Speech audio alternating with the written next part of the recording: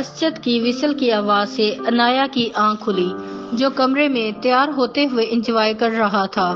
अनाया ने तकिया कान के साथ लगाकर असजद की तरफ देखा तो वो कमरे से बाहर निकल गया। सब नाश्ते की टेबल पे मौजूद थे। अनाया अपने कमरे से बाहर आते हुए दरवाजे में खड़ी होकर देखने लगी। असजद बहुत खुश नजर आ रहा था और माहा सबको नाश्ता देने में मसरूफ थी और बार बार असजद की तरफ देख रही थी। बहुत अच्छा किया तुमने जो माहा को ले आई। असजद के पापा चाय का सिप लेते हुए बोले, मैं तो माहा के हाथ की चाय बहुत मिस कर रहा था। हाँ, मैंने सोचा अनाया भी ठीक नहीं है, मुझे भी पार्टीज में जाना पड़ता है। चलो, ये इसका ख्याल रखेगी। मामा की बात करने पर असजद ने माहा की तरफ देखा। भले हमारे घर में जितने भी मुलाजिम हो, मगर अपना अपना ही होता है और इस हालत में मुलाजिम नहीं अपने की जरूरत होती है। असजद की मामा ने कहा, आपने बिल्कुल ठीक किया, अपना अपना ही होता है। माहा बहुत अच्छे से ख्याल रखेगी मेरा, जैसे पहले रख रही थी। अनाया की आवाज पे सब मुतवज्जा हुए। अनाया ने माहा से मुखातब होते हुए कहा, क्यों माहा? अच्छा भाई, मैं तो लेट हो रहा हूँ। असजद के पापा ने हाथ पे घड़ी की तरफ देखा और उठकर चले गए। माहा अपनी चेयर पर बैठी अनाया को देख रही थी, जबकि अनाया बहुत गुस्से से माहा की तरफ। ये क्या तरीका है अनाया?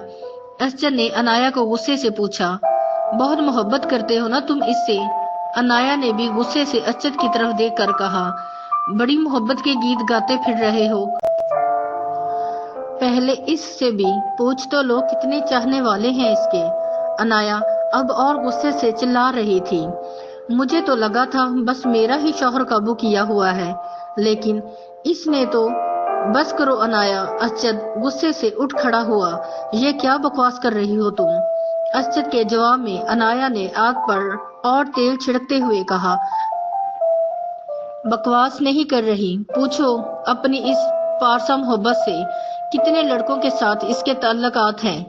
इस बात के जवाब में असजद ने अनाया के मुंह पर एक जोरदार थप्पड़ रसीद कर दिया और साथ ही कहा, बस अब एक लफ्ज और नहीं बोलना तुमने। असजद पागल हो गए हो? ये क्या जाहलों वाली हरकत है? असजद की मामा ने असजद को डांटते हुए कहा। माहा नजरें झुकाए जारो कतार रो रही थी। असजद, तुमने हाथ उठाकर अच्छा नहीं किया, और वो भी माहा के लिए। पूछो इससे, क्या मैं गलत कह रही हूँ? क्या नहीं था इसका किसी और लड़के के साथ चक्कर?